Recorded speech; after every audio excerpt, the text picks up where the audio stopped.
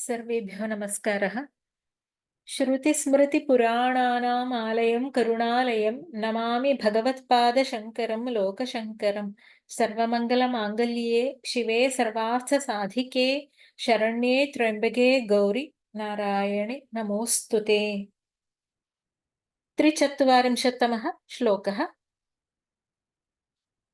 धुनोतु ध्वान्तं न स्तुलितदलितेन्दीवरवनम् घनस्निग्धश्लक्ष्णं चिकुरनिकुरुम्बं तव शिवे यदीयं सौरभ्यं सहजमुपलब्धुं सुमनसो वसन्त्यस्मिन् मन्ये वलमथनवाटी विटपिनाम्। पदच्छेदः। धुनोतु ध्वान्तं नः तुलितदलितेन्दीवरवनं घनस्निग्धश्लक्ष्णं चिकुरनिकुरुम्बं तव शिवे यदीयं सौरभ्यं सहजम् उपलब्धुं सुमनसः वसन्ति अस्मिन् मन्ये वलमथनवाटीविटपिनाम्। अन्वयः।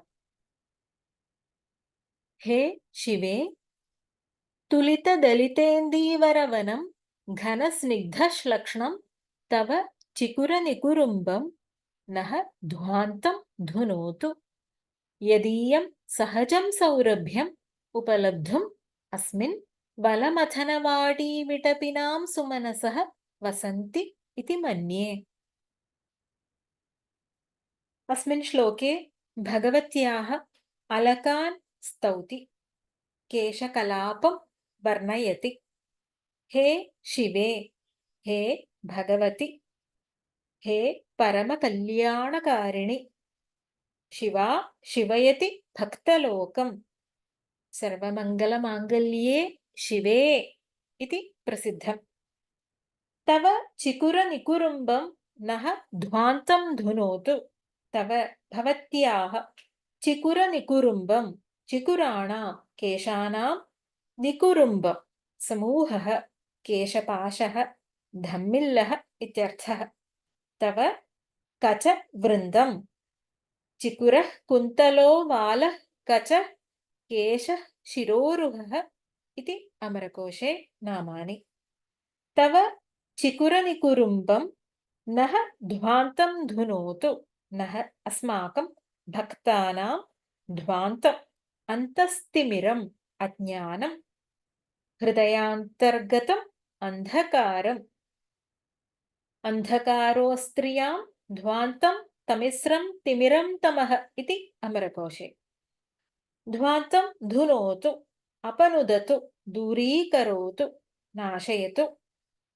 देव्याः केशपाशः अस्माकम् अज्ञानं दूरीकरोतु इति प्रार्थयति।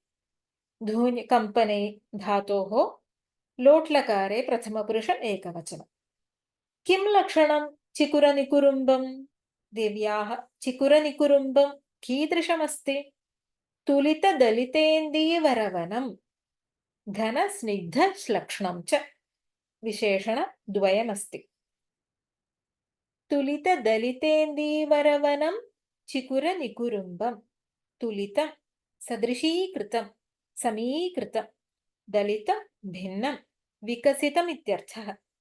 इन्दीवराणां नीलोत्पलानां श्यामवर्णपुष्पमस्ति इन्दीवरम्। इन्दीवराणां वनं समूहः, येन तत् उपमित विकसितेन्दीवरवनं। देव्याः चिकुरनिकुरुम्बम् अनेन उपमितम्। विकसित नीलोत्पलानां समूहः भगवत्याः केशपाशः इव दृश्यते।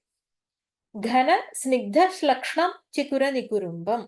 घनं सान्द्रं निबिडम् अविरलं, स्निग्धं स्नेहयुक्तमिव स्थितं, चिक्कणं, श्लक्ष्णं मृदु मृदुलं, मसृणं सुन्दरं सुखस्पर्शम्। यद्वा घनः नीलमेघः इव स्निग्धं श्लक्ष्णं च। एवं कमनीयतमं चिकुरनिकुरुम्बं तुलितदलितेन्दीवरवनं घनस्निग्धश्लक्ष्णं तव चिकुरनिकुरुम्बं नः ध्वान्तं धुनोतु। देव्याः केशपाशे पुष्पाणि सन्ति। सामान्यतया पुष्पाणि केशालङ्कारार्थं सुरभीकरणार्थं च ध्रियन्ते। चम्पकाशोक पुन्नाग सौगन्धिकलसत्कचा इति ललितासहस्रनामस्तोत्रे श्रुतम् अस्माभिः। अत्र सौन्दर्यलहर्यां ततोऽपि रमणीया कल्पना अस्ति। पश्यामः।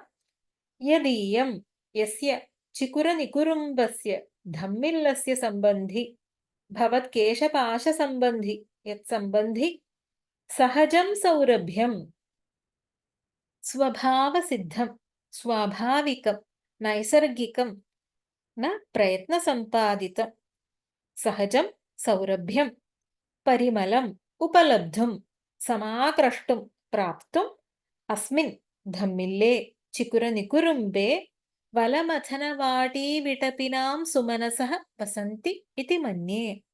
वलमथनवाटीविटपिनां सुमनसः वलस्य बलस्य मथनः वलमथनः बलासुरः बलारिः कः इन्द्रः वभयोः अभेदः बलमथनस्य अथवा वलमथनस्य इन्द्रस्य वाटी उद्यानं नन्दनवनं तस्याः विटपिनः कल्पवृक्षाः तेषां सुमनसः पुष्पाणि नन्दनवनतरूणां पुष्पाणि विटपः शाखा अस्य अस्तीति विटपी वृक्षः सुमनसः सुमनस् शब्दः पुष्पार्थे स्त्रीलिङ्गे स्त्रियः सुमनसः पुष्पम् इति अमरकोशे। वलमथनवाटी विटपिनः के पञ्चैते देवतरवो मन्दारः पारिजातकः सन्तानः कल्पवृक्षश्च पुंसि वा हरिचन्दनम् तेषां कुसुमानि भगवत्याः केशपाशे वसन्ति इति मन्ये। वसन्ति आसते आश्रयन्ते इति मन्ये ध्रुवम् अहं तर्कयामि। कल्पवृक्षाणां कुसुमानि किमर्थं देव्याः केशपाशे वसन्ति? देव्याः केशपाशस्य सहजं सौरभ्यम् उपलब्धुं तत् सहजं सौरभ्यम् अस्माभिरपि प्राप्तव्यमिति आशया कुसुमानि अन्तेवासितां प्राप्नुवन्ति। तेषां पुष्पाणां सम्पर्केण देव्याः अलकानां न उत्कर्षः किन्तु देव्याः अलकानां सम्पर्केण तेषां कुसुमानाम् उत्कर्षः इति भावः। त्रिभुवनलोभनीयसौरभ्ययुक्तानामपि कल्पवृक्षादिसुमनसां परिमलोल्लासात् अतिशयिताः भगवत्याः केशपाश सहज सम्पदः इत्यर्थः। चिकुरनिकुरुम्बं श्यामवर्णे अस्ति। अन्धकारोपमेयमपि अन्धकारनाशकं भवति। स्वयं ध्वान्तायमानमपि ध्वान्तं तमः नाशयतीति महाश्चर्यम्। भक्तानाम् अज्ञान अन्धकारं सर्वं देव्याः घनस्निग्धश्लक्ष्णं चिकुरनिकुरुम्बं गृह्णाति इत्यपि कल्पयितुं शक्यते। इत्थं भवानी केशपाशध्यानं भक्तानां मोहम् अज्ञानं दूरीकरोति इति सूचितम्। धुनोतु ध्वान्तं नस्तुलितदलितेन्दीवरवनं घनस्निग्धश्लक्ष्णं चिकुरनिकुरुम्बं तव शिवे यदीयं सौरभ्यं सहजमुपलब्धुं सुमनसो वसन्त्यस्मिन् मन्ये वलमथनवाटी विटपिनाम्।